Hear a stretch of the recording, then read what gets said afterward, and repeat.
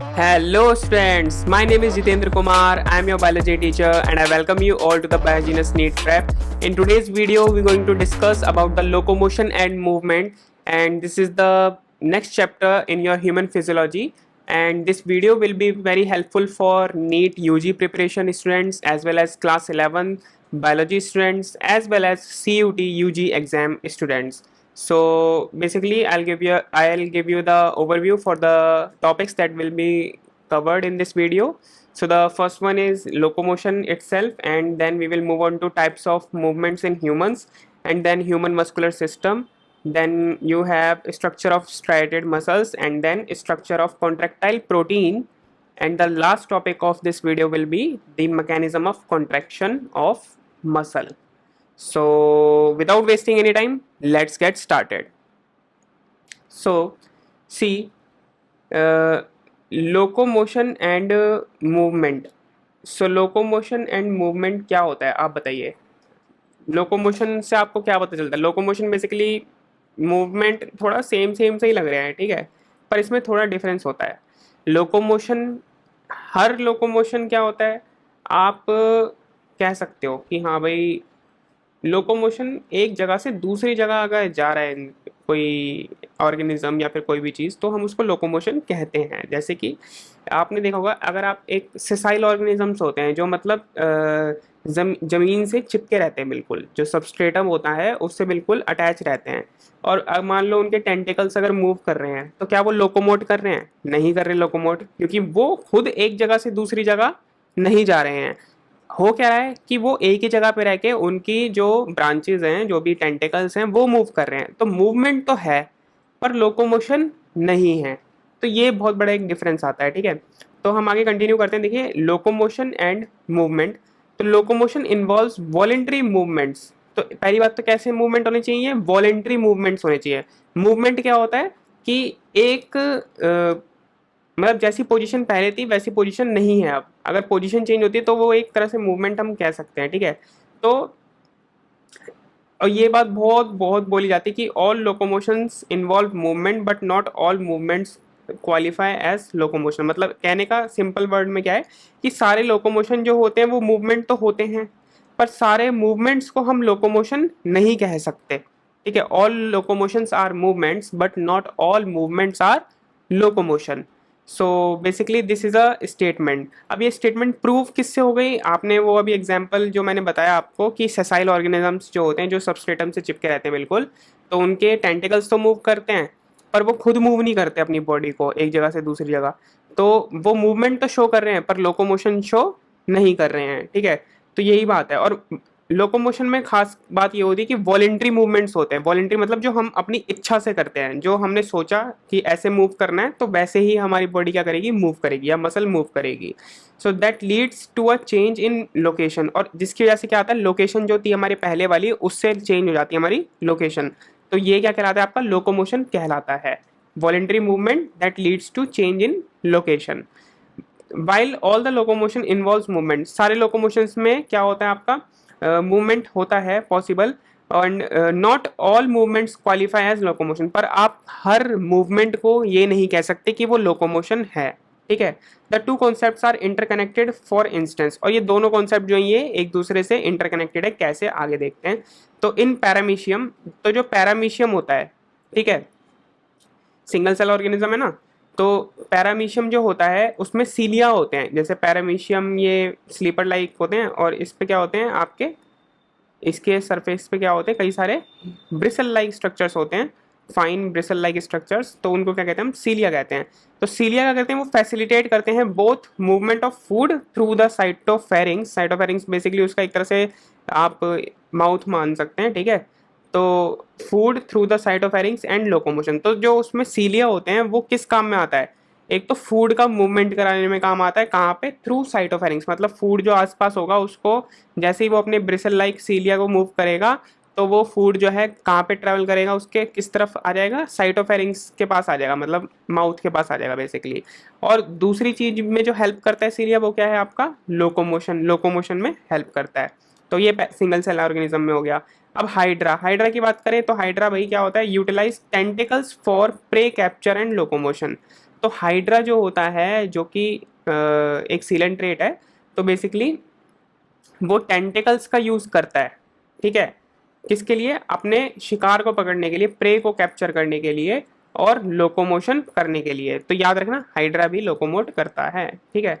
Limbs, limbs क्या होते हैं? जैसे लिम्स होते हैं, जैसे हमारे अपर लिम, लोअर लिम, ठीक है। तो ह्यूमंस में जैसे उनको क्या बोलते हैं? लिम्स बोलते हैं। तो limbs in human assist in altering body postures and facilitating locomotion. तो जो हमारे लिम्स हैं, जैसे दोनों हाथ हो गए हमारे, ये क्या हो गया हमारे अपर लिम या फिर फोर लिम कह सकते हैं, ठीक है। और जो लोअर लिम हो गए हमारे, या फिर हाइंड लिम्स कह सकते हैं, तो वो पैर हो गए हमारे, दोनों लेग्स हो गई। तो ये क्या करती हैं? हमें असिस्ट करती हैं, क्या? हमारे बॉडी पॉस्चर को बदलने में और लोकोमोशन करने में, ठीक है, हेल्प करते हैं हमें। Next topic is your types of movement in humans. तो टाइप्स ऑफ मूवमेंट क्या होते हैं ह्यूमंस के अंदर? तो देखिए पहले तो अमीबॉइड मूवमेंट होता है एक तरह का। अमीबॉइड मूवमेंट क्या होता है? अमीबा आपने देखा है कि क्या है? सिंगल सेल ऑर्गेनिज्म है, ठीक है, उसकी कोई रेगुलर शेप होती नहीं है। तो जैसे जेली होती है, ठीक है, उसकी तरह वो अपनी, मतलब जेली को अगर मान ली खिला दिया आपने, तो वो अपनी शेप चेंज करता रहेगा। तो ऐसे ही क्या होता है, अमीबा भी अपनी शेप बार बार चेंज करता रहता है, कोई फिक्स शेप है नहीं उसकी।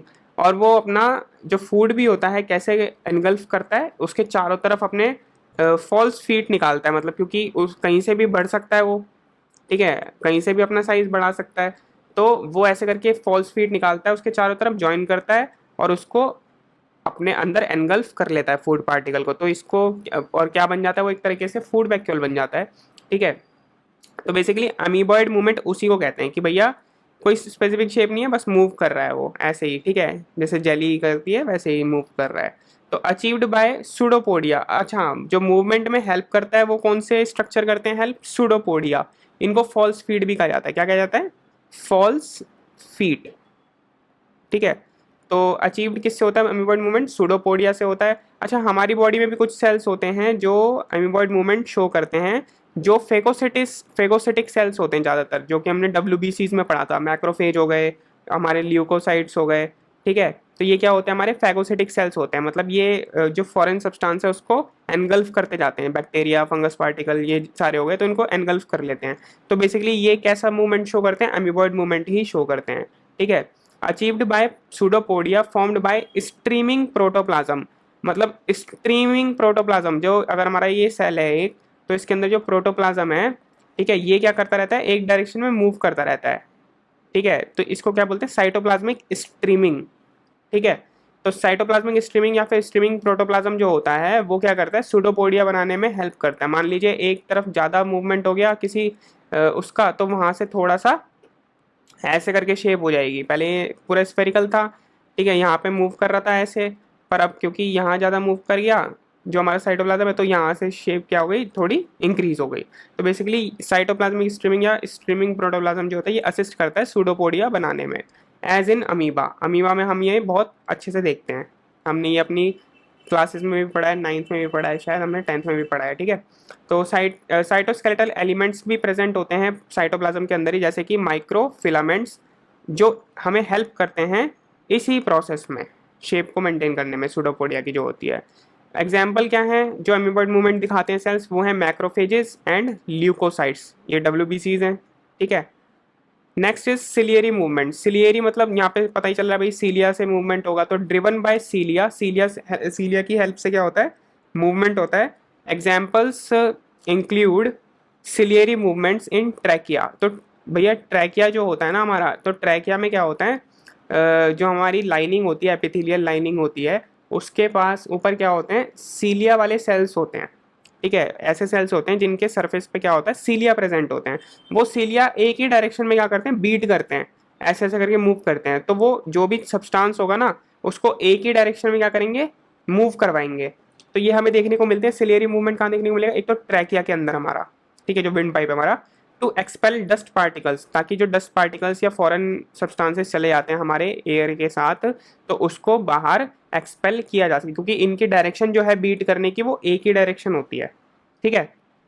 And in the oviduct of for ओवा पैसेज, और जो फेलोपियन ट्यूब होती है, आपने देखा होगा, ये भाई ये तो ओवरी हो गई, अब यहाँ से क्या है? फेलोपियन ट्यूब जो ये ऐसे जाती है। तो मान लीजिए ओवरी ने ये ओवम जो है रिलीज कर दिया, अब ये फेलोपियन ट्यूब में आ गई। अब जाना इसको कहाँ तक है, जाना तो इसको यहाँ तक है, यूट्रस तक। ये यूट्रस है अगर, ठीक है, तो फेलोपियन ट्यूब से यहाँ कैसे आएगा, यहाँ पे क्या होते हैं सरफेस पे थोड़े थोड़े थोड़े थोड़े थोड़े थोड़े आपके सीलिया प्रेजेंट होंगे और ये एक ही डायरेक्शन में बीट करेंगे, तो जो फ्लूइड होगा वो भी क्या होगा इस डायरेक्शन में ही क्या करेगा, मूव करेगा, जिसके साथ ओवम भी जो है वो धीरे धीरे धीरे धीरे धीरे यहाँ तक आ जाएगा, यूट्रस तक। ठीक है, तो यही काम होता है किसका, सिलेरी मूवमेंट। यहाँ हमें देखने को मिलता है एक तो ओविडक्ट मतलब फेलोपियन ट्यूब में और आपके ट्रैकिया में, ठीक है, ताकि डस्ट पार्टिकल्स को क्या कर सके, एक्सपेल आउट कर सके। Next is muscular movement. Muscular movement तो बताइए मसल्स की हेल्प से होता है, executed by muscles such as limbs and movement. तो हमारे जो हाथ पैर हिल पाते हैं वो किसकी वजह से हिल पाते हैं, मसल्स की हेल्प से हिल पाते हैं। ठीक है, next is flagellar movement. Flagellar मतलब फ्लैजुला एक लंबा स्ट्रक्चर, जैसे ये है आपका क्या बैक्टीरिया और इसका एक फ्लैजुला बहुत लंबा निकल रहा होगा। ठीक है, तो हेल्प्स इन स्पर्मेट, हमारे अंदर कौन से सेल्स में देखने को मिलता है, ये स्पर्मेटोजोआ, मेल्स में स्पर्मेटोजोआ होते हैं, दैट इज स्पर्म्स। तो स्पर्म्स में भी हमें फ्लैजुलर मूवमेंट देखने को मिलता है। तो helps in spermatozoa swimming, maintenance of water current in sponge. और देखिए ये तो बात हो गई यहाँ पे स्पर्मेटोजोआ की स्विमिंग की, स्पर्म्स मतलब बेसिकली मीडियम में स्विम करते हुए जाते हैं। तो और अगला क्या है आपका, maintenance of water currents in sponges. तो स्पॉन्जेस जो होते हैं उनकी सेल में, सॉरी उनकी वॉल जो होती है बॉडी वॉल, उसमें कई सारे ऐसे सेल्स होते हैं जिनके पास क्या होते हैं, फ्लैजेला प्रेजेंट होते हैं। ठीक है, और ऑस्टिया करके उनमें क्या होते हैं आपके एक तरह से आप मान सकते हैं होल्स प्रेजेंट होते हैं, जिसके वजह से जो पानी है, वाटर है, वो उनके अंदर एंटर करता है। ठीक है, और वहीं पे क्या प्रेजेंट होते हैं, ये सेल्स प्रेजेंट होते हैं जिनके पास फ्लैजेला होता है, जिनको शायद कोएनोसाइट्स कहते हैं। तो कोएनोसाइट्स क्या करते हैं, मूव करते हैं और उसकी वजह से जो खाना हुआ, आपका डाइजेस्टिव वेस्ट हुआ या फिर कोई अलग चीज़ हुई, तो उसको अगर मूव कराना है बाहर की तरफ एक डायरेक्शन में, तो वहाँ पे ये फ्लैजेलर मूवमेंट काम आता है उनका। ठीक है, and locomotion in protozoans like Euglena. और तो यूग्लिना जो होता है जैसे स्लीपर लाइक, हाँ यूग्लिना में जो होता है, तो बेसिकली उसमें भी क्या होता है, एक बहुत लंबा फ्लैजेला होता है यूग्लिना में। ठीक है, तो यूग्लिना में जो लोकोमोशन होता है वो with the help of flagella ही होता है। Next is your muscular system. तो मस्कुलर सिस्टम में क्या होगा, देखिए मस्कुलर सिस्टम बेसिकली मैंने लास्ट जब हर्ट पढ़ा था तब भी मैंने बताया था कि मसल का ही बना हुआ है। तो और मस्कुलर सिस्टम जो है वो हमारा क्या है, वो हमारा मीजोडर्मल ओरिजिन है। 3 लेयर्स होती हैं, एक्टोडर्मल, मीजोडर्मल, एंडोडर्मल। तो ये कौन सी ओरिजिन का होता है, हमारा मसल सिस्टम पूरा मीजोडर्मल ओरिजिन का होता है। तो muscles are mesodermal in origin, make up 40 to 50% of the body weight. और कितना बॉडी वेट बनाती है हमारा, जो जो भी हमारा बॉडी का 40 से 50% जो वेट है वो क्या है, सिर्फ और सिर्फ हमारी मसल्स की वजह से, ये मसल का ही है। And possesses properties like excitability. और इनके पास कौन कौन सी प्रॉपर्टी होती है, एक्साइटेबिलिटी की प्रॉपर्टी होती है, कॉन्ट्रैक्टेबिलिटी की प्रॉपर्टी। एक्साइटेबिलिटी का मतलब है कि इनके पास अगर कोई इम्पल्स आया तो ये क्या करेंगे, उसके रिगार्डिंग में रिस्पॉन्स जनरेट करके देंगे हमको। ठीक है, कॉन्ट्रैक्टेबिलिटी क्या है आपका, एक तरह से रिस्पॉन्स मान सकते हैं, कॉन्ट्रैक्शन कॉन्ट्रैक्ट हो सकती है ये, और एक्सटेंसिबिलिटी मतलब एक्सटेंड हो सकती है या ठीक है एक्सपैंड हो सकती है थोड़ी सी। एंड इलास्टिसिटी, और इलास्टिसिटी मतलब थोड़ा लचीलापन है इसमें। ठीक है, and based on location, location के बेस पे मसल्स को क्लासीफाई किया गया है 3 टाइप्स में, याद रखना। तो जो अगर क्वेश्चन पूछे कि भैया आपकी मसल्स जो है किस बेसिस पे आपने क्लासीफाई करी है, वो करिए आपने लोकेशन के बेस पे कि कहाँ कहाँ हमें मिलती है मसल। ठीक है, तो उसके बेस पे हमने 3 चीज़ों में डिवाइड करी है मसल। तो फर्स्ट वन क्या है आपका, स्केलेटल या फिर स्ट्राइटेड मसल। तो स्केलेटल या फिर स्ट्राइटेड मसल्स जो होती हैं वो बेसिकली क्या होती हैं, स्केलेटल मसल, स्ट्राइटेड मसल्स जो होती हैं वो बोन से जुड़ी हुई होती हैं हमारी मसल्स। ठीक है, वो बोन से जुड़ी हुई हैं, तभी इनको स्केलेटल मसल भी कहा जाता है, क्योंकि हमारे स्केलेटन को जो मूव कराने में ज़्यादातर हेल्प करती है वो यही मसल हेल्प करती है। नेक्स्ट इज विसरल मसल या नॉन स्ट्राइटेड, मतलब इस पर स्ट्राइएशंस प्रेजेंट नहीं है। स्ट्राइएशंस बेसिकली एक पैटर्न है, अगर मसल के ऊपर हमें पैटर्न बना हुआ दिख रहा है तो बेसिकली वो क्या है, स्ट्राइटेड मसल है। पैटर्न बना हुआ नहीं दिख रहा है तो वो नॉन स्ट्राइटेड मसल है। And next one is cardiac muscles. ये तो कार्डियक मसल आपको पता ही है, कार्डियक वर्ड जहाँ लग गया मतलब हार्ट से रिलेटेड है, तो ये कार्डियक मसल्स हो गई। तो अगर हम बात करेंगे इनमें डिफरेंसेस की, देखिए जो स्केलेटल मसल होती है वो अटैच होती है किससे, स्केलेटन से।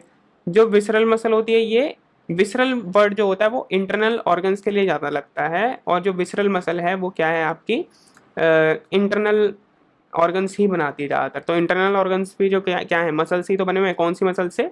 विसरल मसल से या फिर स्मूथ मसल्स। ठीक है, इनको क्या कहा जाता है? या फिर स्मूथ मसल्स। ये बहुत ज़्यादा नाम सुना होगा आपने, स्मूथ मसल्स। ठीक है, इनकी शेप कैसी होती है? स्पिंडल शेप होती है, मतलब ढोलक होती है। ढोलक बीच से क्या होगी? थोड़ी वाइड होगी यहाँ से, और ये जो होगा ये एंड्स पे क्या होगा? Tapering, tapering ends. टेपरिंग मतलब बहुत पतले। तो ढोलक ऐसी तो होती है, बीच से मोटी होती है और साइडों से पतली होती है, तो इसको स्पिंडल शेप बोलते हैं हम। ठीक है, तो विसरल मसल यही होती है, ऑर्गन्स बनाती है हमारे। कार्डियक मसल जो होती है वो हार्ट वॉल में प्रेजेंट होती है हमारी। ठीक है, नेक्स्ट इज स्केलेटल मसल में भैया स्ट्राइशंस प्रेजेंट होंगी, पैटर्न हमें देखने को मिलता है। विसरल मसल में नहीं होता, तभी इनको क्या बोलते हैं? स्मूथ मसल बोलते हैं, क्योंकि कोई पैटर्न नहीं है इन पे। ठीक है, तो ये क्या स्मूथ दिखती है माइक्रोस्कोप में, तो इनको क्या बोलते हैं? हम स्मूथ मसल्स बोल देते हैं, या फिर और इसमें स्ट्राइशंस एब्सेंट होंगी। कार्डियक मसल में हमें देखने को मिलता है पैटर्न। ठीक है, स्ट्राइशंस प्रेजेंट होती हैं। अच्छा, स्केलेटल मसल जो होती है वो वॉलेंट्री होती है। वॉलेंट्री मतलब हमारे खुद की इच्छा पे ये काम करती हैं। जब हम चाहेंगे कि हाथ ऐसे हो जाए तो ऐसे हो जाता है। क्यों हो जाता है? क्योंकि हमारी स्केलेटल मसल हमारी विल पे काम करती है। वॉलेंट्री मसल्स होती हैं ये। और विसरल मसल जो या स्मूथ मसल जो है वो क्या होती है? इनवॉलेंट्री होती है। जो भी हमारे इंटरनल ऑर्गन्स हैं जो काम कर रहे हैं, मूव कर रहे हैं, तो बेसिकली वो हम थोड़ी सोचते हैं कि भैया ये मूव कर जाए, लिवर मूव कर जाए, हमारा स्टमक मूव कर जाए। तो नहीं होता ना वो हमारे सोचने से, वो ऑटोमेटिक काम कर रहा है। तो वो क्या होती है? इनवॉलेंट्री होती हैं। कौन सी मसल्स? Visceral muscles. और जो कार्डियक मसल है वो भी क्या होती है? इनवॉलेंट्री होती है। कल ही बताया था लास्ट क्लास में मैंने कि मायोजेनिक हार्ट होता है। तो मायोजेनिक क्या होता है? खुद ही काम करता है। ठीक है, तो वो भी क्या है? कार्डियक मसल आपकी इनवॉलेंट्री होती है, हमारे सोचने से काम नहीं करती हैं। Next is rich blood supply. किस में प्रेजेंट होती है? आपकी स्केलेटल मसल्स में प्रेजेंट होती है रिच ब्लड सप्लाई। और जो स्मूथ मसल्स होती हैं वो क्या होती है? पुअर ब्लड सप्लाई होती है वहाँ पे। और कार्डियक मसल होती है, ये भी क्या होती है? इस यहाँ पे भी बहुत ज़्यादा रिच ब्लड सप्लाई होती है, क्योंकि नीड भी है ज़्यादा, लगातार काम कर रही है मसल वो। ठीक है, स्केलेटल मसल थक जाती हैं जल्दी, मतलब तो इसलिए उसको फटीग मसल भी बोला जाता है। स्मूथ मसल जो होती हैं वो नॉन फटीग मसल होती हैं। ठीक है, वो थकती नहीं है ज़्यादा। और जो कार्डियक मसल होती हैं ये भी क्या होती हैं? नॉन फटीग मसल होती हैं, ये भी नहीं थकती जल्दी। Next is multi nucleate. Multi nucleate कौन सी? आपकी स्केलेटल मसल, मतलब एक ही सेल जो होगा मसल्स का, स्केलेटल मसल का, उसमें आपको कई ज़्यादा न्यूक्लियस मिलेंगे, एक से ज़्यादा न्यूक्लियस मिलेंगे। तो इस कंडीशन को सिंसाइशियम कंडीशन भी कहा जाता है, और या फिर मल्टी न्यूक्लिएट कंडीशन आप कह सकते हैं। विसरल मसल जो होंगी आपकी, स्मूथ मसल्स जो होंगी, उसमें यूनी न्यूक्लिएट होगा, मतलब उसमें एक ही आपको क्या मिलेगा? आपको न्यूक्लियस मिलेगा। ठीक है, और कार्डियक मसल जो है वो भी क्या होगा? उसमें यूनी न्यूक्लिएट कंडीशन होगी, मतलब एक ही न्यूक्लियस आपको देखने को मिलेगा। नेक्स्ट इज स्ट्राइटेड मसल्स में ज़्यादा माइटोकॉन्ड्रिया होते हैं। माइटोकॉन्ड्रिया क्या है? आपके power house of the cell. क्या बनाते हैं? एटीपी बनाते हैं। तो जो मसल ज़्यादा काम करेगी वहाँ पे एटीपी ज़्यादा चाहिए भैया। तो भैया इसलिए स्केलेटल मसल में और कार्डियक मसल जो होती है हमें वहाँ पे ज़्यादा एटीपी चाहिए और ज़्यादा माइटोकॉन्ड्रिया देखने को मिलते हैं। जो विसरल मसल है, मतलब स्मूथ मसल है, वहाँ पे हमें कम माइटोकॉन्ड्रिया चाहिए या कम एटीपी चाहिए, तो इसलिए वहाँ पे लेस माइटोकॉन्ड्रिया हमें देखने को मिलते हैं। Next is structure of striated muscles. तो स्ट्राइटेड मसल मतलब स्केलेटल मसल की बात कर रहे हैं यहाँ पे, उनका स्ट्रक्चर कैसा होता है? तो स्केलेटल मसल जो होती है उसमें देखिए मसल बंडल प्रेजेंट होता है, जिनको हम क्या बोलते हैं? फेसिकल्स बोलते हैं। मैं आपको दिखाता हूँ कैसा दिखता है मसल बंडल। ये देखिए, ये आपका मसल बंडल आ गया। ठीक है, अब देखिए ये पूरा क्या है? ये पूरा क्या है? आपका मसल बंडल है। ठीक है, अब देखिए मसल बंडल में ये क्या होते हैं? ये जो प्रेजेंट है ना, ये इसको क्या कह रहे हैं हम? फेसिकल कह रहे हैं। ठीक है, क्या कह रहे हैं? फेसिकल या फिर मसल बंडल कह रहे हैं इसको। अब इस मसल बंडल के अंदर क्या प्रेजेंट है? यहाँ पे ये देख रहे हैं आपको छोटे छोटे, ये ऐसे पूरे लंबे लंबे जा रहे होंगे, ये ऐसे ऐसे करके 3D स्ट्रक्चर में आप सोचोगे तो ये लंबे लंबे पूरे फाइबर्स होंगे ये पीछे। ठीक है, तो बेसिकली ये क्या है? आपके मसल फाइबर्स हैं ये आपके, जिनको मसल सेल्स भी हम कहते हैं। ठीक है, एक बात याद रखना कि जो इन फाइबर्स की जो सेल मेम्ब्रेन होती है उसको क्या कहा जाता है? सार्कोलेमा कहा जाता है। ठीक है, सेल मेम्ब्रेन या प्लाज्मा मेम्ब्रेन जो होगी इन सेल्स की, उसको क्या कहा जाता है? सार्कोलेमा। और ये और ये सारी ब्लड सप्लाई यहाँ पे प्रेजेंट है। ये देख रहे हैं ना, ब्लड कैपिलरी लिखा हुआ है, तो ये ब्लड कैपिलरीज यहाँ पे पूरी सारी प्रेजेंट है, क्योंकि ब्लड सप्लाई तो चाहिए भैया सेल्स को। तो ये आपका क्या हो गया, ये एक मसल बंडल हो गया। ठीक है, तो देखिए स्केलेटल मसल्स जो होती हैं इसमें क्या होते हैं, कई सारे मसल बंडल्स होते हैं जिनको फेसिकल्स कहा जाता है, held together by collagenous connective tissue layer, जिसको फैसिया कहा जाता है। तो ये देखिए कई सारे ये एक मसल बंडल है, ये एक मसल बंडल है, ये भी मसल बंडल है, ये भी मसल बंडल है।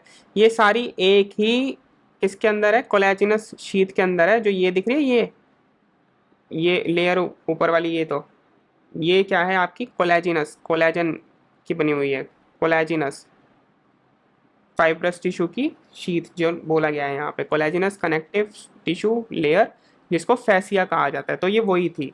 तो each fascicle contain numerous muscle fibre, जो हमने देखे मसल फाइबर होते हैं कई सारे वहाँ पे, जिनको मसल सेल्स कहा जाता है, lined by a plasma membrane. और वो किससे, मतलब उनकी लाइनिंग किससे हो रखी होती है, प्लाज्मा मेम्ब्रेन से, जिसको हम क्या कहते हैं, सार्कोलेमा। तो सार्कोलेमा किस, मतलब देखिए प्लाज्मा मेम्ब्रेन को मसल फाइबर के केस में या मसल सेल के केस में सार्कोलेमा कहते हैं। सार्को वर्ड लगता है, ठीक है, सार्कोलेमा। तो ये क्या हो गई, plasma membrane of muscle cell enclosing the sarcoplasm. और क्योंकि मसल सेल के अंदर जो साइटोप्लाज्म तो होगा ही होगा, तो उसको क्या कह दिया, सार्कोप्लाज्म कह दिया। ठीक है, तो सार्कोलेमा के अंदर क्या प्रेजेंट होगा, सार्कोप्लाज्म प्रेजेंट होगा। Each muscle fibre contains myofilaments, जिनको क्या कहा जाता है, मायोफिब्रिल्स कहा जाता है। तो हर एक जो मसल फाइबर है, ठीक है, या मसल सेल है, उसके अंदर क्या प्रेजेंट होता है, मायोफिलामेंट्स प्रेजेंट होते हैं, जिनको मायोफिब्रिल्स कहते हैं हम। तो मसल फाइबर जो होते हैं उसमें मायोफिब्रिल्स तो प्रेजेंट हैं ही, विद ऑल्टरिंग और ऑल्टरनेट मैनर में प्रेजेंट होते हैं। एक डार्क बैंड बनता है, एक लाइट बैंड बनता है। तो भैया डार्क बैंड जो है उसको क्या कहते हैं हम, एन आइसोट्रोपिक या फिर ए बैंड। ठीक है, डार्क बैंड को क्या कहते हैं, एन आइसोट्रोपिक या फिर ए बैंड। एंड लाइट को क्या कहते हैं, आइसोट्रोपिक या फिर आई बैंड। ठीक है, striations due to two fibrous contractile protein actin and myosin. और ये जो अल्टरनेट डार्क और लाइट आपको क्या बैंड्स मिल रहे हैं, ठीक है, फाइबर के अंदर, तो बेसिकली ये होते किसकी वजह से हैं, ये होती हैं स्ट्राइशंस। ये पैटर्न की बात कर रहा हूँ मैं, पैटर्न ही की बात कर रहे थे ना, स्केलेटल मसल में पैटर्न प्रेजेंट होता है। तो वो डार्क और लाइट पैटर्न होता है, अल्ट्रा माइक्रोस्कोप में देखते हैं जब, तो डार्क और लाइट बैंड्स मिलते हैं हमको। और ये बैंड्स किसकी वजह से बने हुए हैं, ये बने हुए हैं प्रोटीन्स की वजह से, एक एक्टिन प्रोटीन और एक मायोसिन प्रोटीन। ठीक है, ये कॉन्ट्रेक्टाइल प्रोटीन है बेसिकली। तो देखिए मैं ये वाली इमेज आपको दिखाता हूँ, ये तो समझ आ गया आपको। ठीक है, ये देखिए ये हमें माइक्रोस्कोप में देखने को मिलता है। तो माइक्रोस्कोपिक लेवल पे आपको ये देखने को मिला है। तो ये क्या हो गया आपका, ये डार्क बैंड हो गया, ये भी डार्क बैंड हो गया, ये भी एक डार्क बैंड हो गया, आगे आएगा जो, ठीक है। और बीच में क्या है, ये लाइट बैंड है, ये भी लाइट बैंड है। तो बेसिकली डार्क, ये डार्क, फिर लाइट, फिर डार्क, फिर लाइट, फिर डार्क, ऐसे ये सोन आगे चलता जाएगा, यहाँ भी ये हो ही रहा होगा। ठीक है, तो बेसिकली ये जो है आपका, ये पैटर्न हमें देखने को मिलता है। और ये डार्क और जो ये बैंड है, ये लाइट बैंड है, ये किसकी वजह से बन रहे हैं, ये बन रहे हैं आपके प्रोटीन्स की वजह से। ठीक है, अभी हम ये भी पढ़ेंगे कि ये क्यों आ रहे हैं, आपको समझ आ जाएगा। जैसे ही हम पूरा स्ट्रक्चर पढ़ेंगे ना उस प्रोटीन का, मसल फाइबर का, तो आपको ये समझ आ जाएगा ये एच जोन क्या है, किसको कहते हैं एच जोन। ठीक है, तो जो हमने एक्टिन और मायोसिन फिलामेंट मायोसिन प्रोटीन्स बताए फिलामेंट की शेप में होते हैं, तो बेसिकली उन्हीं की पोजीशन की वजह से ये आपको डार्क और लाइट बैंड्स देखने को मिल रहे हैं। ठीक है, तो नेक्स्ट देखिए आप कि वही स्ट्राइशंस तो एक्टिन और मायोसिन की वजह से ही प्रेजेंट है। ये आई बैंड जो होता है उसमें कौन से फिलामेंट प्रेजेंट होते हैं, आपके एक्टिन फिलामेंट प्रेजेंट होते हैं। वाइल ए बैंड जो एन आइसोट्रोपिक बैंड है, वहाँ पे क्या प्रेजेंट होता है, आपके both actin and myosin filament होते हैं। तो देख लेते हैं हम यहाँ पे आई बैंड और ए बैंड कहाँ पर है। ठीक है, तो ये आई बैंड अगर हम देखें तो ये रहा आपका आई बैंड। ठीक है, अब ये आई बैंड जो है यहाँ पे, मतलब क्या कहने का मतलब है इनका, यहाँ पे सिर्फ आपके एक्टिन प्रेजेंट है। ठीक है, आई बैंड ये आइसोट्रोपिक बैंड में, और जो ए बैंड है यहाँ पे आपके एक्टिन भी प्रेजेंट है, प्लस इसके साथ साथ मायोसिन भी प्रेजेंट है। ठीक है, समझ आ गई। अब आगे देखते हैं हम। Both actin and myosin arrange parallelly, और दोनों एक्टिन और मायोसिन जो है ये पैरेलली अरेंज होते हैं। मतलब एक ये मायोसिन है तो ये सॉरी ये मायोसिन है तो ये एक्टिन हो गया, ठीक है, और पैरेलली अरेंज होते हैं ये। ऐसे करके ये सारे क्या जा रहे होंगे, आपके मायोसिन जा रहे होंगे और उनके बीच में ये पैरेलली साथ में ही क्या है आपके एक्टिन फिलामेंट्स। तो ये ऐसे ऐसे ऐसे ऐसे अरेंज है बेसिकली पैरेलली। यही तो देखने वाली बात है। अब यहाँ पे इसका और डिटेल डायग्राम आपको एक दिखाता हूँ मैं। ये देखिए, अब आपको यहाँ पे दिखेगा इजीली कि एक्टिन फिलामेंट तो ये हो गया, ये आपका क्या हो गया, ये आपका एक्टिन फिलामेंट हो गया। फिर ये पूरा मायोसिन हो गया, ये भी एक्टिन है इसके साथ, ये एक्टिन हो गया, ये भी एक्टिन हो गया। फिर ये क्या है आपका मायोसिन है, ये भी आपका, ठीक है। फिर ये आपका एक्टिन हो गया, फिर ये मायोसिन हो गया आपका, फिर ये एक्टिन हो गया, ठीक है। तो ऐसे ही क्या होगा आपका पैरेलली ये क्या होने वाले अरेंज होने वाले हैं बेसिकली। और ये क्या करेंगे जब कॉन्ट्रैक्शन होती है तो बेसिकली ये जो फिलामेंट होता है ना आपका एक्टिन वाला, ये तो अपने हमेशा इतनी ही लेंथ का रहेगा, ठीक है। ये एक्टिन जो है ये इधर की तरफ मूव करते हैं और ये क्या हो जाते हैं, छोटे हो जाते हैं बेसिकली। ये भी इधर मूव करेगा, ये भी इधर मूव करेगा, ठीक है। तो ये बेसिकली लेंथ जो होगी ना ये पूरी लेंथ छोटी हो जाएगी क्योंकि अंदर की तरफ मूव करेगा। अब यहाँ पे कुछ टर्म्स हैं वो भी देख लेते हैं हम, जो याद रखनी जरूरी है आपको, ठीक है। तो ये समझ आ गया आपको, ए बैंड हो गया वाइल, ठीक है। ए बैंड में आपको क्या मिलेंगे, आपको बोथ एक्टिन एंड मायोसिन मिलेंगे। बैंड्स आपने देख ही लिए, ये जो देखिए यहाँ से यहाँ तक, यहाँ से यहाँ तक, तो ये मायोसिन आ गया है यहाँ पे, और ये देखो इतना इतना एक्टिन का पोर्शन भी आ गया। तो ये क्या हुआ आपका ए बैंड हो गया। और जो क्या है आई बैंड है बेसिकली, आई बैंड देखिए यहाँ से यहाँ तक। अब इस पोर्शन में सिर्फ और सिर्फ क्या आ रहे हैं आपके, सिर्फ ये भी एक्टिन एक्टिन एक्टिन एक्टिन आ रहे हैं ये, ठीक है। तो ये क्या हो गया आपका आई बैंड हो गया, आइसोट्रोपिक बैंड कहेंगे इसको, ठीक है। अच्छा, मायोसिन फिलामेंट जो अरेंज होते हैं इनके बीच में क्या है, एक लाइन जारी होती है ऐसे करके जो होल्ड करके रखती है इनको, जिसको क्या बोलते हैं, एम लाइन बोलते हैं, ठीक है। और जो जोन प्रेजेंट होता है इनके सेंटर में जहाँ पे सिर्फ और सिर्फ मायोसिन प्रेजेंट होगा, ठीक है, वो क्या होता है आपका एच जोन कहलाता है। क्या कहलाता है, एच जोन कहलाता है।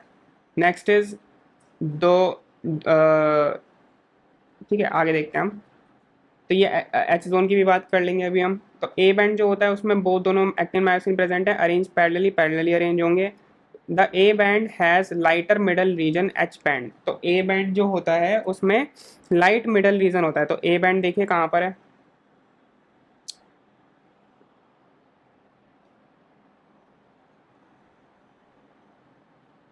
आपको ए बैंड शो हो रहा है। तो ए बैंड जो है ये रहा, ठीक है। इसमें क्या है आपका, ये पूरा एच जोन प्रेजेंट होता है ए बैंड के अंदर। यहाँ पे लिखा गया है कि ए बैंड जो है उसमें लाइटर मिडल रीजन जो होता है जिसको हम क्या बोलते हैं, एच बैंड बोलते हैं, फॉर्म्ड सोलली ऑफ मायोसिन। जो बताया था कि सिर्फ और सिर्फ मायोसिन से बना हुआ ये वाला पोर्शन जो है, सेंटर पोर्शन जिसमें सिर्फ ये मायोसिन मायोसिन ही मिलेगा आपको। तो बेसिकली ये क्या है आपका एच जोन है, ठीक है। इसको क्या बोल दिया हमने, एच जोन बोल दिया।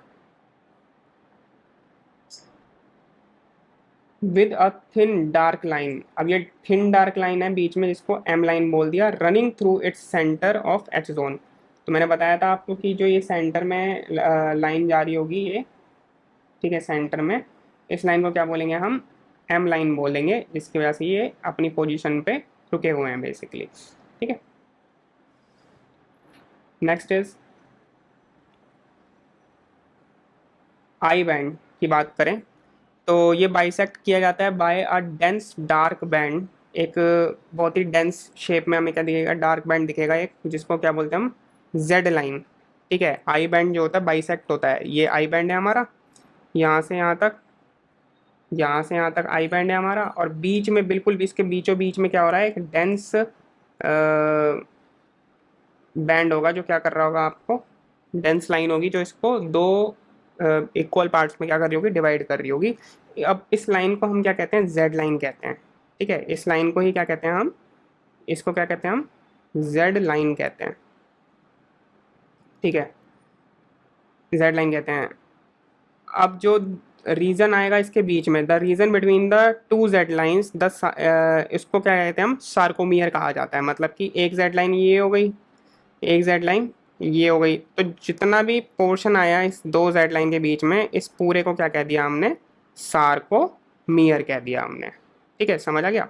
तो सार्कोमियर किसको कहेंगे, दो जेड लाइन के बीच में जो पोर्शन होता है उसको क्या कह दिया हमने, सार्कोमियर कह दिया। Sarcomere is the structural and functional unit of muscle. सही बात है, जो सार्कोमियर होती है वही आपकी क्या है, स्ट्रक्चरल एंड फंक्शनल यूनिट है आपकी मसल की। ठीक है, तो पूछें अगर भाई structural and functional unit of kidney क्या होती है, तो क्या क्या लिख के आओगे, हैं सार्कोमियर लिख के आओगे? नहीं, सार्कोमियर नहीं होती किडनी की होती है नेफ्रॉन। और मसल की क्या होती है आपकी, सार्कोमियर। ठीक है, now next portion is structure of contractile protein.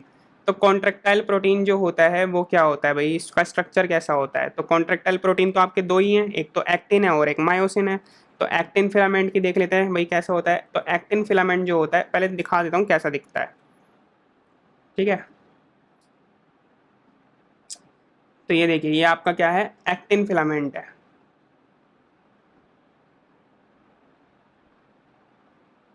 ठीक है, ये आपका क्या है, एक्टिन फिलामेंट है। तो अब पढ़ते हैं हम। तो comprised of two filaments F actin, तो इसमें क्या होता है, दो फिलामेंटस एफ एक्टिन होते हैं, फॉर्मिंग अ डबल हेलिक्स, और डबल हेलिक्स बने हुए होते हैं। देखिए, एक ये जा रहा है, ठीक है, और एक ये वाला जा रहा है।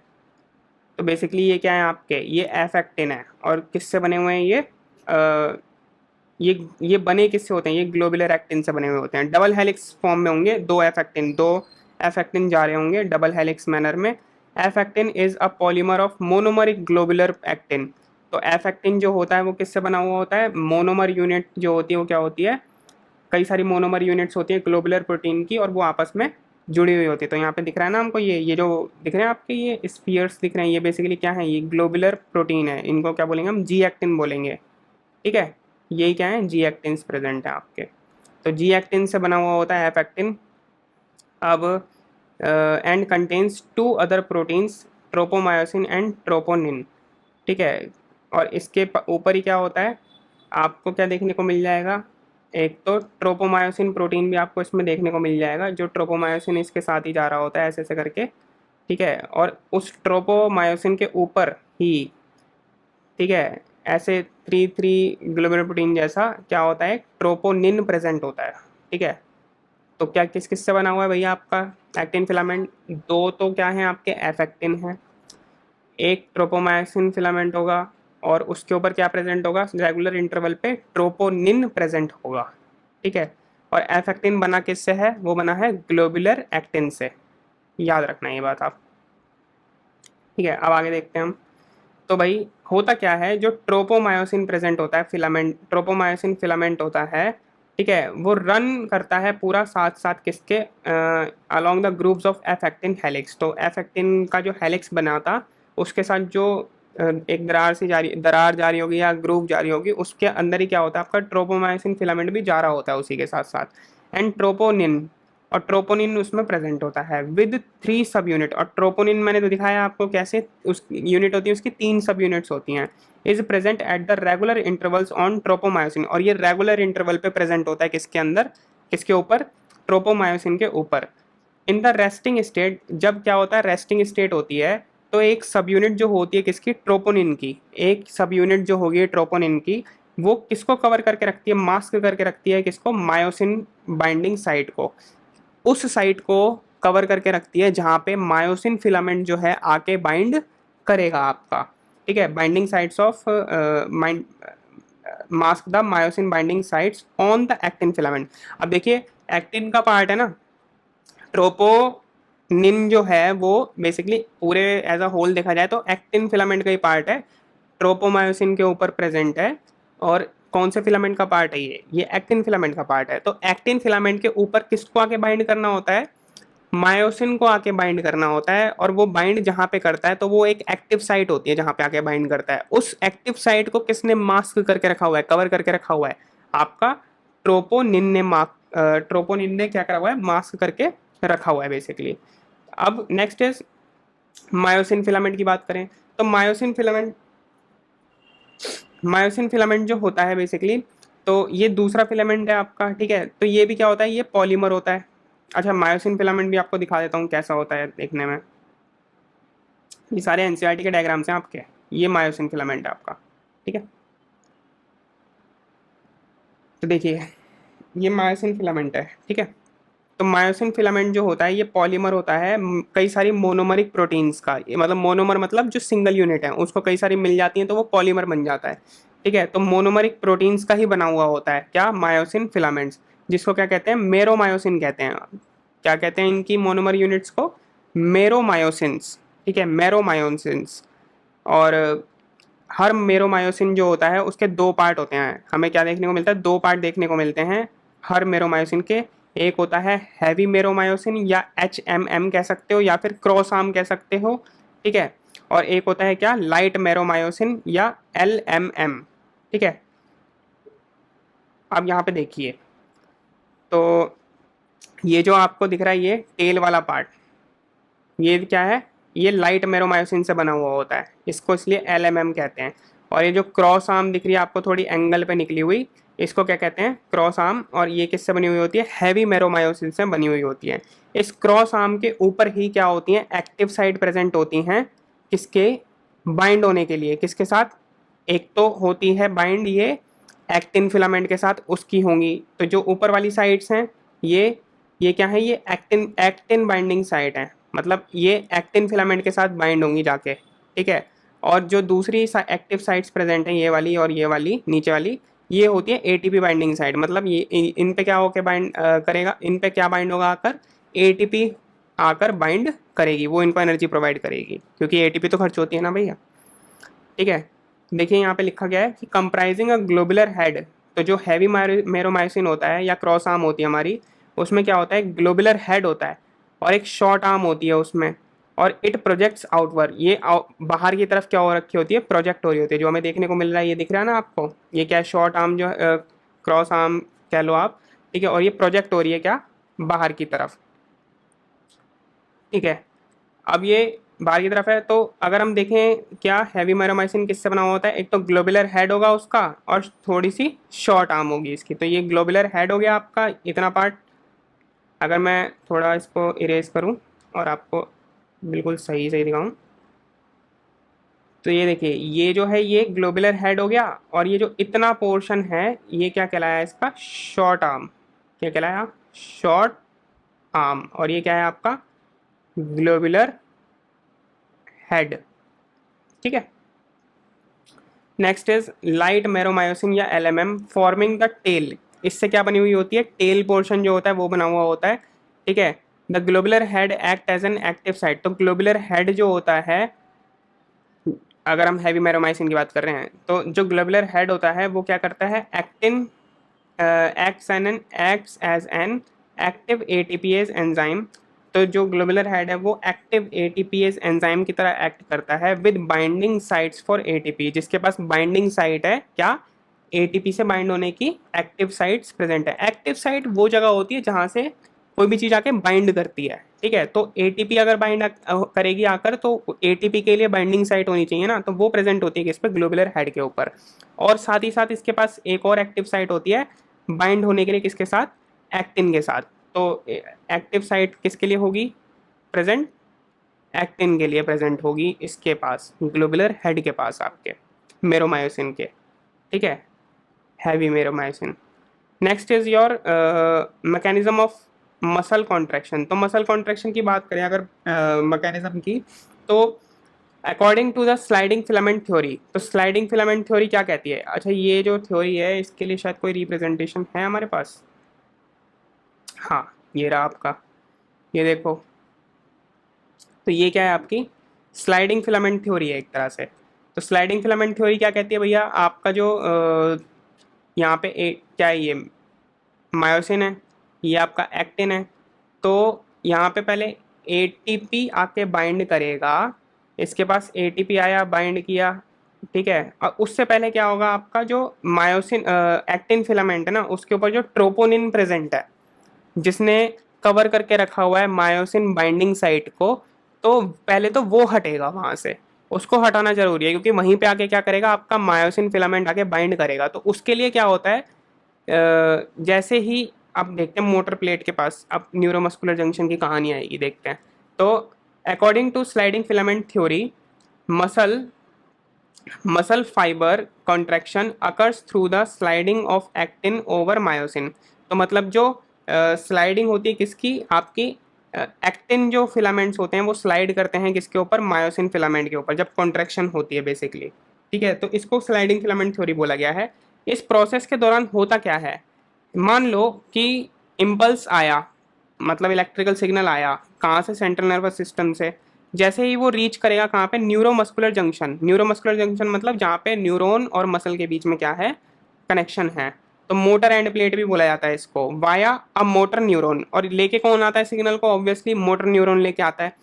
The neuromuscular junction is the synapse between a motor neuron and a sarcolemma. Sarcolemma आपको पता है, मैंने बता दिया सार्कोलेमा क्या होता है। Sarcolemma is the plasma membrane of muscle cell. तो जो न्यूरोमस्कुलर जंक्शन होगा, ठीक है, वो क्या होता है, सिनेप्स होता है, मतलब कनेक्शन है, एक जंक्शन है बेसिकली बिटवीन किस किन किन के बीच में, एक मोटर न्यूरॉन के बीच में and the sarcolemma of muscle fibre, एक मोटर न्यूरॉन के बीच में और सार्कोलेमा मतलब plasma membrane of muscle fibre उसके बीच में। A motor neuron and it's associated muscle fibre, और एक मोटर न्यूरॉन और उसके साथ जो मसल फाइबर जुड़ा हुआ है, ये इन दोनों को मिला के क्या बोला जाता है, एक मोटर यूनिट बोला जाता है, अ मोटर यूनिट। तो अगर हम बोले मोटर यूनिट में क्या क्या प्रेजेंट होगा, एक तो मोटर न्यूरॉन प्लस उसका मसल फाइबर जिसके साथ वो जुड़ा हुआ है, ठीक है, समझ आ गया। अब देखिए जो सिनेप्टिक वेसिकल्स होते हैं, सिनेप्टिक वेसिकल्स जो होते हैं प्रेजेंट एक्सोन में बेसिकली, तो एक्सोन नॉब में प्रेजेंट होते हैं। तो सिनेप्टिक वेसिकल्स जो होते हैं वो न्यूरो ट्रांसमीटर से भरे हुए होते हैं पूरा। वेसिकल्स मतलब मान ले ग्लोब्यूल्स जैसे होते हैं ना, उनकी तरह मान लो आप। तो synaptic vesicles release the neuro transmitter, जिसको जैसे कि न्यूरो ट्रांसमीटर हमारे में एक बहुत ज़्यादा होता है क्या, एसिटाइल कोलिन। तो एसिटाइल कोलिन से भरे हुए ग्लोब्यूल्स मान लो, ठीक है, जनरेटिंग एंड एक्शन पोटेंशियल, जो क्या करते हैं, और न्यूरो ट्रांसमीटर के पास ये कैपेबिलिटी होती है कि वो क्या कर सकता है, एक्शन पोटेंशियल को जनरेट कर सकता है। तो इन द सार्कोलेमा, और कहाँ पे, जो मसल सेल की सार्कोलेमा है, प्लाज्मा मेम्ब्रेन है उसके अंदर, ठीक है।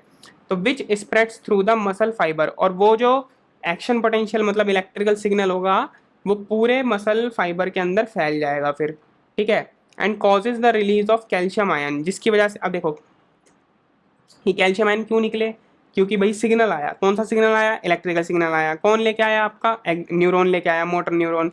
तो मोटर न्यूरॉन ने अपना जो ट्रांसफर किया सिग्नल मसल फाइबर के पास, वो किस फॉर्म में किया, सिनेप्टिक वेसिकल्स जो थे उस फॉर्म में किया, क्योंकि उसके अंदर क्या भरा था, न्यूरो ट्रांसमीटर भरा हुआ था। वो न्यूरो ट्रांसमीटर जो एसिटाइल कोलिन हम बोल रहे हैं, वो जैसे ही एक्सोन नॉब से निकलता है, और वो जो रिसेप्टर्स प्रेजेंट होते हैं किसके मेम्ब्रेन के ऊपर, जो मसल सेल होती है आपकी सार्कोलेमा होती है, उसके ऊपर रिसेप्टर्स प्रेजेंट होते हैं, वो एसिटाइल कोलिन उससे बाइंड कर जाता है, और वो फिर सार्कोलेमा के अंदर क्या जनरेट कर देता है, रिसेप्टर के साथ बाइंड होके एक एक्शन पोटेंशियल जनरेट कर देता है सार्कोलेमा में, प्लाज्मा मेम्ब्रेन में बेसिकली। और वो सार्कोलेमा में से जो एक्शन पोटेंशियल है वो पूरे फाइबर में आपके फैल जाता है, ट्रांसमिट हो जाता है। तो और उसकी वजह से क्या होता है, आपके कैल्शियम आयंस निकलते हैं कई सारे, जो कि क्या करते हैं, सार्कोप्लाज्मिक रेटिकुलम से निकलते हैं, मतलब एंडोप्लाज्मिक रेटिकुलम जो प्रेजेंट है किसके अंदर, मसल फाइबर के अंदर, उसको सार्कोप्लाज्मिक रेटिकुलम बोल दिया, ठीक है। सार्कोप्लाज्मिक सिस्टम ने इनटू द सार्कोप्लाज्म, और कहाँ प्रेजेंट होता है वो, सार्कोप्लाज्म में, ठीक है। नेक्स्ट क्या होगा, आपका जो कैल्शियम होगा वो बाइंड कर जाएगा किसके साथ, ट्रोपोनिन के साथ। तो जो ट्रोपोनिन यूनिट प्रेजेंट थी उसके साथ क्या कर जाएगा, आपका कैल्शियम आयन बाइंड कर जाएगा, जिससे कि जो एक्टिन फिलामेंट होगा उसके ऊपर अब ट्रोपोनिन बाइंड नहीं रहेगा, unmasking the active sites for myosin. और जो ढका हुआ था उसने किसकी एक्टिव साइट को, मायोसिन की एक्टिव साइट को, वो वहाँ से पूरा हट जाएगा, ठीक है, अनमास्क हो जाएगी वो साइट, और वो हमें क्लियरली दिखने लग जाएगी कि वहाँ पे भाई मायोसिन के लिए बाइंडिंग साइट वहाँ पे प्रेजेंट है। Using energy from the ATP hydrolysis. अब हो क्या रहा है, एटीपी का हाइड्रोलिसिस हो रहा है कहाँ पे, मायोसिन के ऊपर। यहाँ पे अब यहाँ वाली कहानी आ गई। तो ये देखिए यहाँ पे क्या हुआ, जो क्रॉस आर्म है उसके ऊपर एटीपी का बाइंडिंग साइट थी वहाँ पे, तो एटीपी यहाँ पे आई। जैसे ही एटीपी यहाँ पे क्या करी, बाइंड करी, तो एटीपी के बाइंड होते ही हाइड्रोलाइज हुआ एटीपी का, और मायोसिन हेड जो है वो बाइंड कर जाए किसके साथ, जो एक्टिन की एक्टिव साइट है। एक्टिन की एक्टिव साइट कहाँ प्रेजेंट है, ये रही। ठीक है, ठीक है, binds to the actin's active site, और एक्टिन्स की एक्टिव साइट से क्या कर जाएगा, बाइंड कर जाएगा मायोसिन का हेड, forming a cross bridge and pulling actin filaments toward the A band. अब देखिए क्रॉस ब्रिज बना लेगा, ये क्रॉस ब्रिज वाली ये वाली कंडीशन, मतलब ये इसके साथ एकदम जुड़ गया है ऐसे करके, तो ये क्या कंडीशन क्या होती है, क्रॉस ब्रिज कहते हैं इसको। ठीक है, तो क्रॉस ब्रिज बना लिया इसने। अब ये क्या करेगा, इसको खींचेगा। ठीक है, अब ये क्या करेगा, इसको खींचेगा। जैसे ये वाला पोर्शन देख रहे हैं, अब ये वापस इसको क्या कर रहा है, पुल कर रहा है। ये देख रहे हो ना ये, तो ये इसको क्या कर रहा है, पुल कर रहा है जब क्रॉस ब्रिज बना लिया। और क्रॉस ब्रिज बनाते ही अब जब पुल करेगा तो ए बैंड जो है सेंटर की तरफ खींचेगा। ठीक है, ए बैंड आपको पता है ना, ए बैंड याद है, एनाइसोट्रोपिक बैंड सेंटर में था हमारा।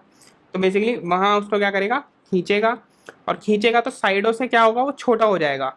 ठीक है, ए बैंड खींचेगा, causing the H zone to disappear, और जो बीच में एच जोन प्रेजेंट था आपका मायोसिन वाला रीजन, वो क्या हो जाएगा, बिल्कुल डिसअपियर हो जाएगा। ठीक है, अब इसका भी है रिप्रेजेंटेशन शायद हमारे पास, देखते हैं। ये देखिए, ये रिप्रेजेंटेशन है। पहले क्या हुआ यहाँ पे, अभी तो रिलैक्स स्टेट में था, तो जेड लाइन थी, यहाँ पे एच जोन भी ये देखो, ये दिख रहा है हमको, ये ए बैंड है पूरा का पूरा। ठीक है, अब देखिए जैसे ही क्या हुआ, कॉन्ट्रैक्शन हुआ, तो अब आपको ये दिख रहा है, ये देखिए कंपैरिजन में देखिए, ये इतना आगे आ गया ना ये एक्टिन फिलामेंट, और एच जोन क्या है, छोटा होता जा रहा है। एच जोन क्या हो रहा है, यहाँ पे ये छोटा हो गया, पहले इतना इतना था एच जोन, अभी देखिए कितना सा हो गया। ठीक है, और जब बिल्कुल ही मैक्सिमम कॉन्ट्रैक्शन हो गया यहाँ पे, तो देखिए बिल्कुल एच जोन तो खत्म ही हो गया, एच जोन है ही नहीं अब यहाँ पे, क्योंकि सारे के सारे एक्टिन एक्टिन ही क्या हो गए, एक दूसरे के ऊपर ओवरलैप हो गए। ठीक है, तो एच जोन बिल्कुल खत्म हो जाता है जब मैक्सिमम कॉन्ट्रैक्शन हो जाती है। ठीक है, और ये मूवमेंट क्या है इसका, सेंटर की तरफ होता है। जो खींच रहा है वो मायोसिन फिलामेंट, और जो एक्टिन फिलामेंट एक दूसरे को खींच रहे हैं, वो किसकी तरफ खींच रहे हैं, सेंटर की तरफ खींच रहे हैं। तो ये इधर से इधर आया, ये इधर से इधर आया। ये याद रखना कि जब मैक्सिमम कॉन्ट्रैक्शन होती है तो एच जोन बिल्कुल खत्म हो जाता है। ठीक है, तो यहाँ पे देखिए, pulling actin filaments toward the A band centre causing the H zone to disappear. तो एच जोन क्या हो गया, बिल्कुल खत्म हो जाता है भैया, डिसअपियर हो जाता है। ठीक है, नेक्स्ट इज जेड लाइन। तो जेड लाइन जो होती है, अटैच होती है एक्टिन में, इज पुल्ड इनवर्ड। सही बात है, दिख रहा है हमको यहाँ से इजिली कि जो भाई जेड लाइन ये है, ये अंदर की तरफ खींची जाती है, सेंटर की तरफ खींची जाएगी। ठीक है, तो Z line attach to the actin filament is pulled inward, shortening the sarcomere contraction. ठीक है, शॉर्टनिंग द सार्कोमियर, सार्कोमियर क्या हो जाएगा, छोटा हो जाएगा, और इसी को कॉन्ट्रैक्शन कहते हैं बेसिकली। अब भैया वो तो होगा ही ना, क्योंकि हम कहते हैं दो जेड लाइन के बीच का जो रीजन है उसको क्या कहते हैं, हम सार्कोमियर कह रहे हैं। अब दोनों अगर जेड लाइन पास पास आ रही हैं तो सार्कोमियर की लेंथ क्या हो जाएगी, धीरे धीरे कम हो जाएगी। ठीक है, तो सार्कोमियर क्या हो जाएगा, शॉर्ट हो जाएगा। The I band shortens while A band retains their length. तो भैया आई बैंड जो है वो क्या हो जाएगा आपका, छोटा हो जाएगा। आई बैंड भी देख लेते हैं आप, देखो आई बैंड जो है वो कहाँ पर है आपका, ये जो आई बैंड है ये तो सेम ही रहेगा भाई, क्योंकि यहाँ यहाँ तक तो क्या है, ये पूरा पूरा किससे बना हुआ है, एक्टिन फिलामेंट से बना हुआ है, तो ये हिस्सा तो इतना ही रहेगा चाहे कितना भी कॉन्ट्रैक्ट हो जाए। ठीक है, कितना ही कॉन्ट्रैक्ट हो जाए तो आपका सॉरी आई बैंड छोटा हो जाएगा, ए बैंड जो है वो क्या रहेगा, उतना का उतना ही रहेगा। ठीक है, यहाँ पे आपको वेट अ मिनट, ये रहा। देखिए ए बैंड जो है वो ये वाला है ना आपका, ये यहाँ से यहाँ तक जो मायोसिन होता है हमारा, ये ए बैंड है हमारा। तो मायोसिन कभी भी अलग नहीं हो रहे, मायोसिन हमेशा इतने इतने रह रहे हैं, देख रहे हो, मायोसिन तो उतने का उतना ही रह रहा है। ठीक है, तो ए बैंड तो कभी भी छोटा नहीं होगा, पर जो आई बैंड होगा, जो ये वाला रीजन है एक्टिन वाला, क्योंकि एक्टिन अब इधर की तरफ खींचेगा, ये इधर की तरफ खींचेगा। ठीक है, तो जो एक्टिन खींचता है, खींचते खींचते खींचते खींचते देखो क्या हुआ, ये बिल्कुल पास आ गया मायोसिन के पास, यहाँ पे ये क्या आ गया, मायोसिन के बिल्कुल पास आ गया है। ये दिख रहा है देखो, पहले इतना डिस्टेंस था इनके बीच में, इस एक्टिन के बीच में, और ये तो मायोसिन यहाँ से स्टार्ट है, ठीक है, इतना डिस्टेंस था। अब जैसे ही क्या हुआ, ये देखो कॉन्ट्रैक्ट होना चालू हो रहा है, तो ये और डिस्टेंस कम हो गया, ये वाला मैक्सिमली कॉन्ट्रैक्ट हो गया। तो अब यहाँ तो बचा ही नहीं, एक्टिन तो बचा ही नहीं अब यहाँ पे मायोसिन के पास। तो ये क्या हुआ, बेसिकली यही बताने की कोशिश कर रहा हूँ कि यहाँ पे मैक्सिमम कॉन्ट्रैक्शन के दौरान क्या होगा आपका, कि आई बैंड जो होगा वो तो छोटा होता चला जाएगा, और ए बैंड की लेंथ पे कुछ फर्क नहीं पड़ता जब कॉन्ट्रैक्शन होती है। Myosin releases ADP. अब मायोसिन जो होता है वो एडीपी रिलीज करता है और इनऑर्गेनिक फॉस्फेट रिलीज करता है, and returns to its relaxed state, और अपनी रिलैक्स स्टेट में वापस चला जाता है। अब वो क्या करेगा, एक नई एटीपी के साथ बाइंड करेगा, ताकि वो जो क्रॉस ब्रिज बना था उसको वापस से ब्रेक डाउन कर सके, ठीक है। तो एक नई एटीपी के साथ बाइंड करेगा और वहाँ पे ब्रेक होगा क्या, क्रॉस ब्रिज आपका, और वापस से जो एक्टिन की लेंथ थी वो वापस वहीं उतनी वापस हो जाएगी, ठीक है, जैसा सार्कोमियर पहले था, सब चीज़ें वैसे ही वापस आ जाएंगी।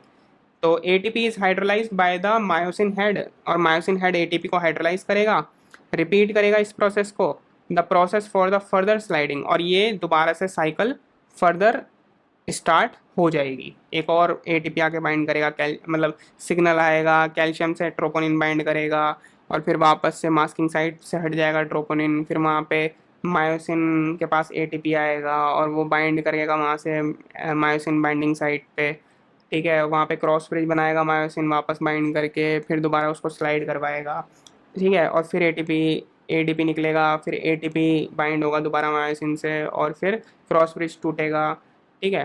तो ये बेसिकली लगातार एक रिपीट मैनर में चलता रहेगा, ठीक है। When calcium ions are pumped back to the sarcoplasmic cisternae, जब कैल्शियम आयन वापस चले जाते हैं, पंप कर दिए जाते हैं वापस से किसमें, सार्कोप्लाज्मिक सिस्टर्ने में, तो एक्टिन फिलामेंट जो होते हैं आर मास्क्ड अगेन, तो एक्टिन फिलामेंट के ऊपर वापस से किसकी मास्किंग हो जाती है, ट्रोपोनिन की, and Z lines return to their original position, और जेड लाइन भी वापस अपनी ओरिजिनल पोजीशन में आ जाती हैं, लीडिंग टू मसल रिलैक्सेशन, और इसी प्रोसेस को क्या बोलते हैं हम, मसल रिलैक्सेशन बोलते हैं। डिफरेंट मसल्स जो होती हैं उसमें कई सारे रिएक्शन टाइम होता है, मतलब मसल के रिएक्ट करने का टाइम, रिएक्शन टाइम अलग अलग होता है। रिएक्शन टाइम मतलब जैसे कि कौन सी मसल कितनी जल्दी कॉन्ट्रैक्ट करेगी, ठीक है, वो रिएक्शन टाइम कहलाएगा बेसिकली। तो रिपीटेड मसल, वो अलग अलग मसल में अलग अलग होती है, ठीक है। Repeated muscle activation leads to lactic acid, अगर बहुत ज़्यादा लगातार मसल को एक्टिवेट किया जा रहा है तो वहाँ पे लैक्टिक एसिड की फॉर्मेशन हो जाती है, और वो लैक्टिक एसिड एक्यूमुलेट हो जाता है आपकी मसल्स के अंदर, जिससे कि मसल फटीक, कई बार होता है ना क्रैम्प आ जाते हैं, हमें लगता है मसल थक गई है बहुत ज़्यादा, तो उसको क्या कहते हैं हम, मसल फटीक कहते हैं, due to anaerobic glycogen breakdown. Anaerobic क्योंकि मसल में रेस्पिरेशन चलता है और वो एरोबिक होता है, मतलब ऑक्सीजन की रिक्वायरमेंट होती है वहाँ पे बहुत ज़्यादा, ठीक है। अब अगर ऑक्सीजन की रिक्वायरमेंट, मतलब ऑक्सीजन की रिक्वायरमेंट को हम पूरा नहीं कर पाते, तो जो ग्लाइकोजन का क्या हो रहा था वहाँ पे, ब्रेक, ग्लूकोज का बेसिकली ब्रेकडाउन हो रहा था, ठीक है, ग्लाइकोजन ब्रेकडाउन हो रहा था, यूटिलाइज हो रहा था जो रेस्पिरेशन के अंदर, तो वो बिना ऑक्सीजन के होने लग जाता है, और उसको क्या कहते हैं हम, एनएरोबिक ग्लाइकोजन ब्रेकडाउन कह रहे हैं। और उस दौरान क्या बनता है आपका, लैक्टिक एसिड बनता है, ठीक है। और लैक्टिक एसिड, वो जो लैक्टिक एसिड बनता है वो एक्यूमुलेट हो जाता है आपकी मसल के अंदर, जिससे कि क्या होता है, मसल फटीग या फिर क्रैम्प्स आ सकते हैं, ठीक है। नेक्स्ट इज रेड या फिर रेड एरोबिक मसल और वाइट मसल्स, ये दो मसल्स होती हैं आपकी, ठीक है। तो रेड मसल को एरोबिक मसल भी कहा जाता है, ठीक है। अब रेड और वाइट में क्या डिफरेंस है, रेड मसल जो होती है रेड कलर का इसलिए होता है क्योंकि उसमें मायोग्लोबिन प्रेजेंट होता है। मायोग्लोबिन मैंने बताया था ब्रीदिंग एंड एक्सचेंज वाले चैप्टर में, कि वहाँ पे इसकी ऑक्सीजन बाइंडिंग कैपेसिटी बहुत ज़्यादा होती है, ठीक है। और कैसे कलर का होता है, ये रेड कलर का होता है बेसिकली, तो इसलिए क्या दे देता है आपको, आपके फाइबर को क्या दे देता है, रेड कलर दे देता है basically. White colour due to lesser myoglobin, और वाइट कलर वाइट मसल का इसलिए होता है क्योंकि उसमें बहुत कम मायोग्लोबिन प्रेजेंट होता है। रेड मसल फाइबर में बहुत सारे माइटोकॉन्ड्रिया प्रेजेंट होते हैं, जबकि वाइट मसल फाइबर में बहुत कम माइटोकॉन्ड्रिया प्रेजेंट होते हैं। Red muscle fibres are aerobic metabolism, वो एरोबिक मेटाबॉलिज्म पे काम करती हैं, ऑब्वियसली बात है, माइटोकॉन्ड्रिया बहुत सारे प्रेजेंट हैं, मतलब क्या होना है, रेस्पिरेशन होगा यहाँ पे, और रेस्पिरेशन के दौरान ऑक्सीजन की ज़रूरत पड़ती है, तो इसलिए ये एरोबिक कंडीशन में होगा। जो ऑक्सीजन की प्रेजेंस में रहे वो एरोबिक है, तो एरोबिक मेटाबॉलिज्म यहाँ पे होता है। वाइट मसल फाइबर तब काम आती है जब एन एरोबिक मेटाबॉलिज्म हो रहा होता है, ठीक है, जहाँ पे ऑक्सीजन की एब्सेंस होगी, ठीक है। तो एनारोबिक मेटाबॉलिज्म जब होगा तो वाइट मसल फाइबर हमारे काम आते हैं। स्लो एंड सस्टेन्ड कॉन्ट्रैक्शन जो होती है वो रेड मसल फाइबर ही हमको प्रोवाइड करते हैं, और जो एकदम बहुत जल्दी हमें fast short time of period के लिए कॉन्ट्रैक्शन चाहिए होती है वो कौन करता है, हमें वाइट मसल फाइबर्स हमें प्रोवाइड करते हैं।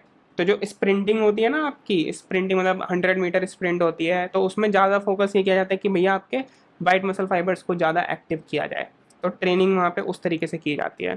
So that's it for today's video. I hope so this video was helpful for you, and I hope so you have cleared your concepts for your locomotion and movement, and this was the part 1, and stay tuned for the part 2, and you can join my telegram link from the description, and as well as please, if you find this video helpful, please do give it a like, share and subscribe. It will boost my motivation so much, and I thank you very much for watching till the end, and happy studying, keep studying. I wish you very all the best. Thank you.